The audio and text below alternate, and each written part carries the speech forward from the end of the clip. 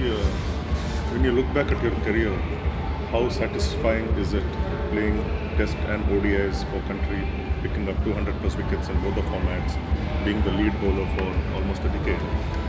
Well, I look back with immense pride of my career, absolutely, because unfortunately I think the 90s for Test cricket was probably as strong as it gets. You looked at every single team. Zimbabwe was strong.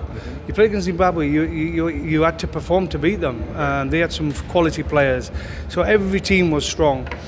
And the unfortunate thing for English players in that period is that we were still playing a lot of cricket, county cricket in between.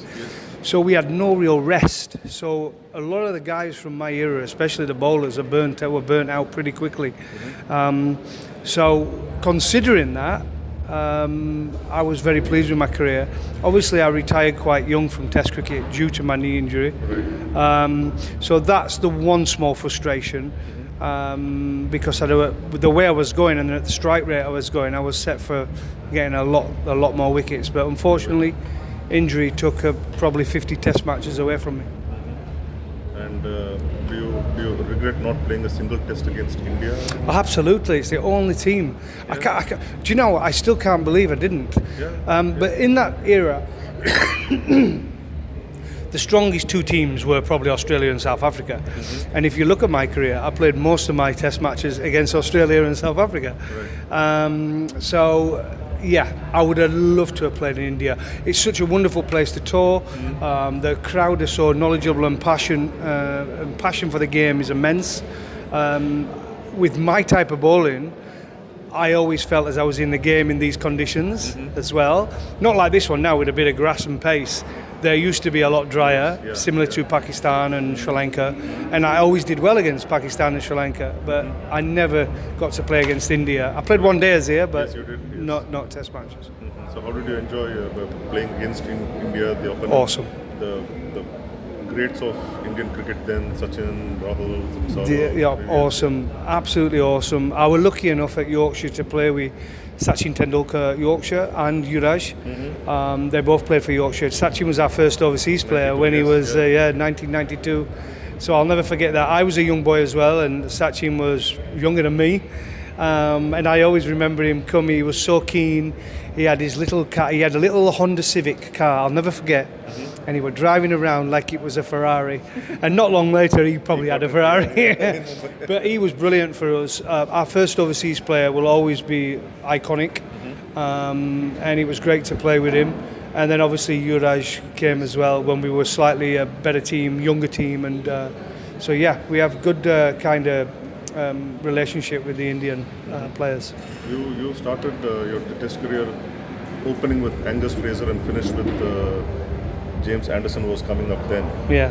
So how do you look at the number of bowlers you shared the new ball with, and who do you enjoy? Well, again, one of the problems we had in the 90s, again, we had no real continuity in selection. There was some of the weirdest selections ever. I remember we went to Australia in 94 and we didn't take Andy Caddick. I mean, he got 100 wickets, I think, that year. And Andy Caddick didn't go on the Ashes tour, my first England tour. So when I look back at some of the players, there were some very, very good bowlers on there. Angus Fraser, for a short period, was an amazing performer. Phil de Freitas, Devon Malcolm on his day.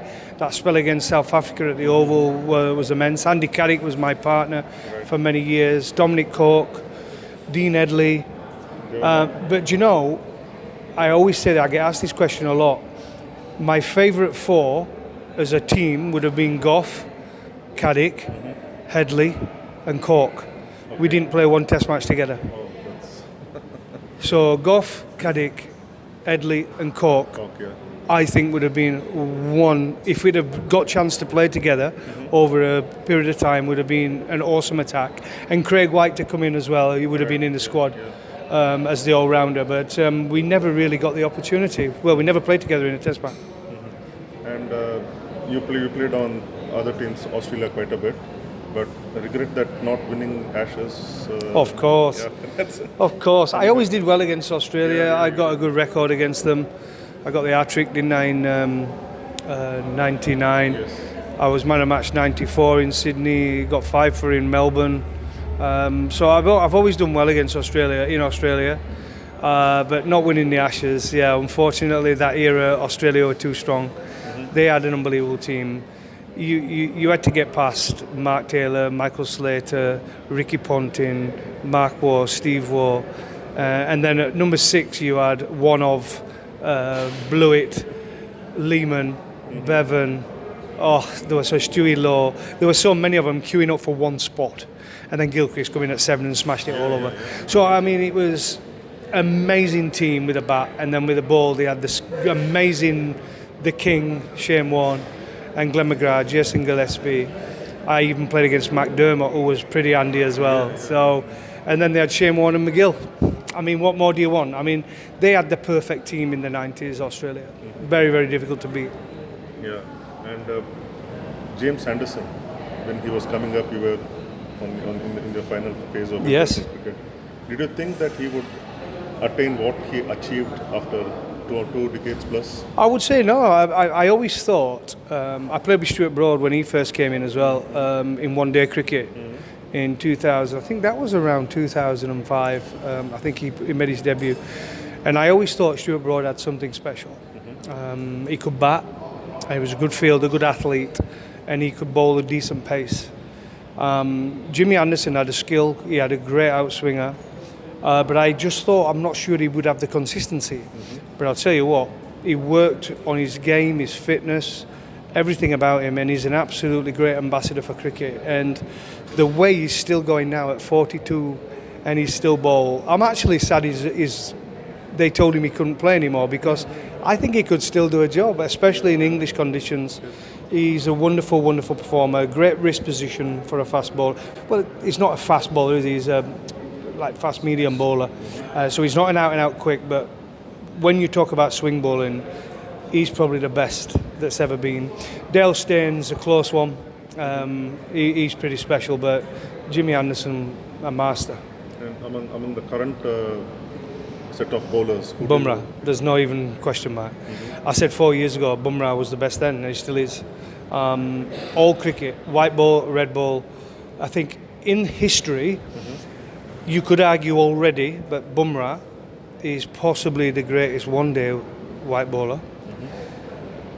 Let's see where he ends up in Test cricket. If he carries on playing, he could go down as one of the best ever in all formats. I mean, amazing. He gets pace from nowhere, awkward action, makes it nip away from the right-hander, and then he's got that one that's sharp, dips in sharply. He's got a very quick bouncer and an amazing slow ball. What more do you want? He is the perfect bowler. And do you think he doesn't get enough support from the other end and so much of burden like we saw in the recent Australia series, that he is burdened with, he has to be doing all the job, he has to be taking all the wickets, it seems like that. Saying that, I do think India have got some very talented bowlers. If you think India always used to be about spin bowling, you look now at the seam bowlers they have got, and with what's happened at the IPL, and the pitches now having a bit more grass on, still good pitches, but carry. We've seen now a generation of Indian fast bowlers coming through. We've seen some very good ones. We've had Kumar, we've obviously got Siraj, who I think is an excellent new ball bowler. He just needs to be a little bit more consistent. Right. You've got Harshit now, who's bowls serious heat. And obviously we know what Mohammad Shami can do as well. So I think India now are developing fast bowlers all the time. And when I watch the IPL, I'm thinking, wow, they've got everything. They've not just got dynamic young players with a bat who can hit 360. They've got young spinners coming through, and they've got fast bowlers. So India, if they keep going the way they are going to be hard to stop. How much has fast bowling changed over years, especially with the T20 coming in? You see so many variations which probably was not there earlier. Well, you think they'd be better at bowling Yorkers. The one thing that's not gone forward in world cricket is death bowling. Yes. Bowling at the end of T20, and the batters have gone to almost, they're learning all the time and developing their game and moving later and later. The bowlers have not adapted to what the batters do. I always used to do a thing back in the 90s with my bowling, where I used to watch the batter till the very end and change my mind, the line, the length, whatever delivery I was bowling. And I don't think that happens enough still in coaching. I don't think there's enough emphasis put on the bowlers to do that. And that's the one thing where we still ain't caught up with the batters yet. The batters are almost a year, 2 years in front all the time. And the bats are getting wider and wider that you just... And the boundaries are getting shorter and shorter. So listen, it's not easy job bowling. You've got to be high quality, but still, when you're bowling at the end, you've got to be skillful. You've got to use the crease. You've got to use watch the batter, and still, if you bowl the perfect Yorker and someone hits it for 6 or 4, you've got to give them a round of applause, right? It's a good shot, but it's still is the best ball. You look at the bowlers who still shine or have shined in the last 5-6 years, whether it be from Malinga to Bumrah, they all bowl excellent death bowling, and it's still a massive part of the game that's got to keep evolving. India touring England for 5 tests in June. How do you look at it? Well, it's a massive series for England, purely because in England there's much talk of the way England play cricket, the aggressive nature, Bazball, whatever you want to call it. Sometimes it works, sometimes it doesn't. There's no consistency to it at all. The best cricket for me is played by Australia and India because it's consistent cricket. It has an aggression to it, but it's controlled. England have not found that control yet, and that's why they've not had consistent performances in white ball or red ball. So I think it's a huge series for England. If they lose it and then go to Australia and lose that, people are going to be saying, what have we been doing the last 4 years? We've gone backwards. If we win both those series, we'll all be talking about a great generation of English cricket. But there's so much on that series, so much on it. You have had a fair share of injuries and fast bowlers and injuries. No, they go together. But can't those injuries be prevented by just sticking to what you do on the ground in matches, just bowling rather than doing a lot of gym work? Look. Once I remember Dennis Lilly telling me about him asking Mitchell Johnson, and he saw him spend so much time in gym that he would rather have him just bowl, like Kapil Dev used to do, and just bowl. Earlier days used to. It used to be that, isn't it? No, look, you're right. There's got to, again, it's about a balance. I think it's hard to compare, and I was chatting to a fitness trainer actually, Tino Best, earlier, and I was chatting to him about it. We had to bowl 20 overs 4 days a week, because we played for our counties, especially English bowlers. We played for our county, and then I'd have a day off and then play a test match, then have a day off, then play a 4-day game, then have a day off, then play a 4-day game and a test match. So that is never ever easy. Now you'll see tournaments, if you'll work around them, you'll see a player play tonight, he'll not do anything for 3 days, he'll go play golf every day, and then they just turn up and play again. So it's a different way of life, especially franchise cricket now. It's golf and play. But if you want to carry on playing test cricket, you have got to keep moving your body. You've got to keep bowling. You've got to, because there's no way you can bowl 20 overs having not put your body through that stress consistently. There's a fine, so it's finding somewhere in between. We bowled too much in the 90s, now they don't bowl enough. Okay. And the best captain that you played under, who handled you best? Well, except for playing in the World 11 against an Asia 11 where Ricky Ponting was captain, he was probably the best captain, but my best captain for England by a long way was Nasser Hussain.